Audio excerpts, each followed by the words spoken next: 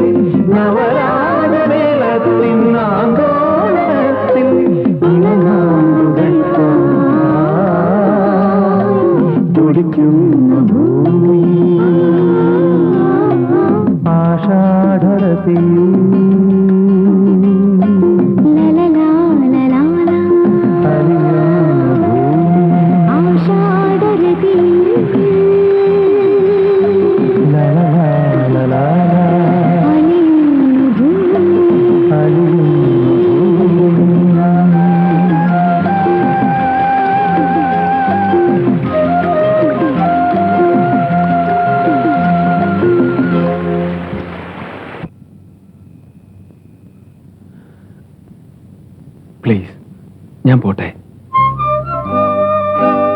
വേഷം മാറ്റിക്കൂടെ? വേണ്ട, രേണുക എനിക്ക് തന്ന വാക്ക് പാലിക്കണം. ഇത് നമ്മുടെ രണ്ടാമത്തെ രാത്രിയായിരുന്നു, അവസാനത്തേതും. നമുക്കൊന്നും തന്നെ പറയാതിരിക്കാം. അതല്ലേ നല്ലത്. കാലത്തെ അതിന്റെ പാട്ടിന് വിടാം. ദയവ് ചെയ്ത് എന്റെ ജീവിതം തകർക്കരുത്, അപേക്ഷയാണ്. വാതിൽ തുറക്കൂ, എനിക്ക് പോണം.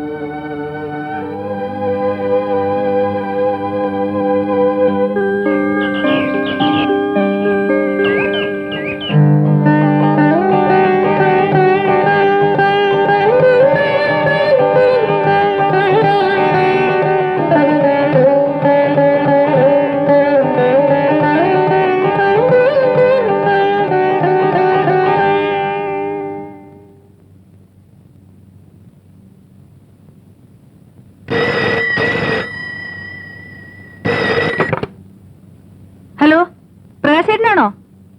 നല്ല പാർട്ടിയാ. ഇന്നലെ അർദ്ധരാത്രി എവിടെ പോയിരുന്നു? അത് പിന്നെ ഞാന് പുറത്ത്. ഞാൻ 2-3 പ്രാവശ്യം വിളിച്ചു. എന്തൊരു നിർബന്ധം ഉണ്ണിക്ക്. പാതിരയൊക്കെ എണീറ്റിരുന്ന് ഒറ്റ കരച്ചിൽ, അച്ഛൻ്റെ അടുത്ത് പോണോന്നും പറഞ്ഞ്. ഇന്നലെ റീജിയണൽ മാനേജർ മടങ്ങിപ്പോയി. അങ്ങേരെ ട്രെയിൻ കയറ്റി അയച്ചിട്ട് ഞാനും ജെയിംസും കൂടി ഒന്ന് കറങ്ങി. അർദ്ധരാത്രി വരെ കാർ ഓടിച്ചെന്ന് ചുരുക്കം. ഏതായാലും ജെയിംസിന്റെ കൂടെയുള്ള കറക്കം വേണ്ട കേട്ടോ. നീ മോനെ വിളിക്കേ. ഉണ്ണി, ഉണ്ണി, ഉണ്ണി, മോനെ, മോനെ ഉണ്ണി. എടാ, നീ അച്ഛൻ ഫോണില് ചെല്ല്. ഹലോ, അച്ഛനാണോ? അച്ഛൻ എന്താ ഇന്നലെ രാത്രി വിളിക്കാഞ്ഞത്? പിന്നെ ഞാൻ ഇന്നലെ അച്ഛനെ സ്വപ്നം കണ്ടു.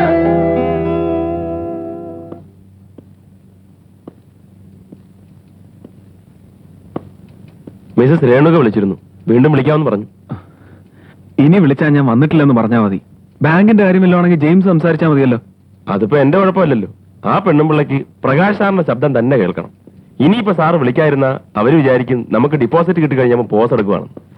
ജെയിംസ്, ഞാൻ പറയുന്നത് കേട്ടാ മതി. ഇങ്ങനെ പോയാൽ എനിക്ക് വല്ലയിടത്തും പോയി മോഷ്ടിച്ച് രൂപ ഉണ്ടാക്കേണ്ടി. എന്തു പറ്റി? ഇന്നലെ 1000 രൂപ ഡെപ്പോസിറ്റ്. അതിന് ഞാനെന്ത് വേണം? കൂട്ടാനും കുറയ്ക്കാനും പഠിച്ചിട്ട് വേണം ബാങ്കിൽ ജോലിക്ക് വരാൻ. അതിന് ഞാൻ മാത്രമല്ലല്ലോ ക്യാഷ് കൈകാര്യം ചെയ്യുന്നത്. പെമ്പിള്ളേര് ചെക്കുമായി വന്നാൽ അക്കൗണ്ടന്റ് സാറിന് ഇരിപ്പുറയ്ക്കത്തില്ല. ഓടി വന്ന് ഇടയ്ക്കൂടെ ഒരു എടുപ്പുണ്ട്. ഇന്നലെ ഞാൻ ക്യാഷിന്റെ ഭാഗത്തേക്കേ വന്നിട്ടില്ല. ആണോ? ഇനി സാറെങ്ങാനും ഗൗതം പോയി സീറ്റിലിരിക്കേ.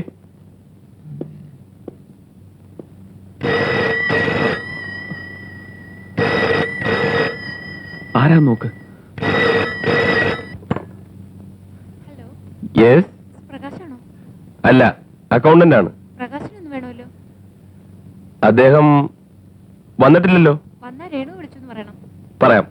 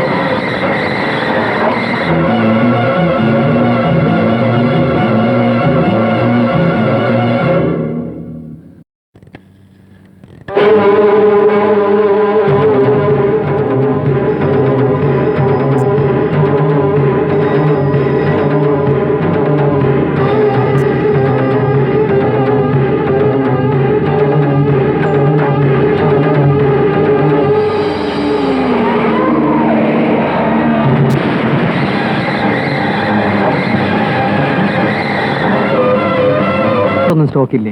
എന്റെ വൈഫിന് വളരെ ഇഷ്ടമാണ്. വടക്കേന്ത്യക്കാരിയല്ലേ. ഭാര്യയ്ക്ക് ഇഷ്ടപ്പെട്ട് വാങ്ങിച്ചു കൊടുക്കുന്ന ഒരു സന്തോഷമല്ലേ സാറേ? അതിലൊരു പ്രത്യേക ത്രില്ലുണ്ടോ. അതല്ലേ ഞാൻ തന്നെ ദിവസം ഇവിടെ നിന്ന് ഇതെല്ലാം നോക്കി വാങ്ങുന്നു. ശരിയാ ശരിയാ. സാർ, അന്ന് നടന്ന സംഭവത്തിൽ എനിക്ക് വിഷമമുണ്ട്. സാറിനോട് ക്ഷമിക്കണം.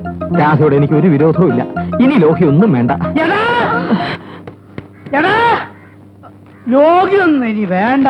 അപ്പൊ ഇതിന് മുമ്പ് ലോകി ഉണ്ടായിരുന്നല്ലേടി? എടി രണ്ടും കത്തോള് പ്രേമം പോയി. ഇപ്പൊ പച്ചക്കറി പ്രേമം. അല്ലടി, പച്ചക്കറി മാർക്കറ്റ്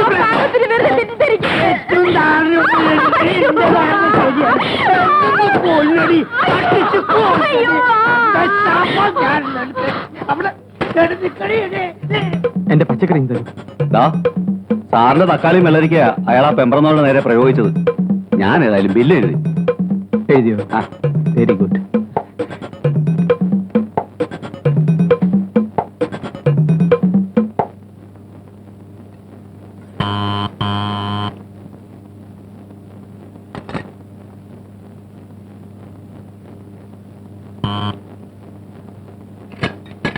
ഇതാണോ ജെയിംസ് എന്ന് പറയുന്ന നാറിയുടെ വീട്? നീ അവന്റെ ഭാര്യയല്ലേ? ദേ, മര്യാദയ്ക്ക് സംസാരിക്കണം. ഈ വീട്ടിൽ മാനം മര്യാദയിൽ ജീവിക്കുന്ന മനുഷ്യരാണ് താമസം, നാറികളല്ല. നിന്നെ പോലെയുള്ള നാറികളെ ഞാൻ ഇതിനകത്ത് പ്രവേശിപ്പിക്കാറുമില്ല. നിന്റെ ഭർത്താവ് ഒരു കള്ളപ്പേരും പറഞ്ഞ് എന്റെ അടുത്ത് വന്നു. എന്നിട്ട് കാര്യം കണ്ടു കഴിഞ്ഞപ്പോ കടം പറഞ്ഞൊരു പോക്ക്, ഒരു കള്ള അഡ്രസ്സും തന്നു. കഴിഞ്ഞ 2 ആഴ്ച കഴിഞ്ഞ് നടക്കുന്നു അവന്റെ കുത്തിന് പിടിക്കാൻ. നിനക്ക് എത്ര രൂപ വേണ്ടത്? എനിക്ക് 300 രൂപ വേണം.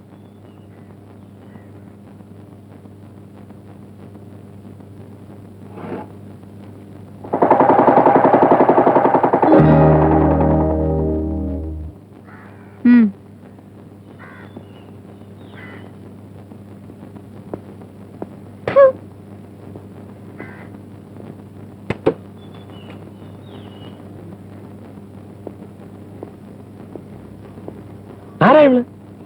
നീ എന്തിനാ നമുക്ക് പൈസ കൊടുത്തത്? ഇതിയാന്റെ ഒരു പഴയ കടം ഞാൻ വീട്ടി. വ്യഭിചരിക്കരുത്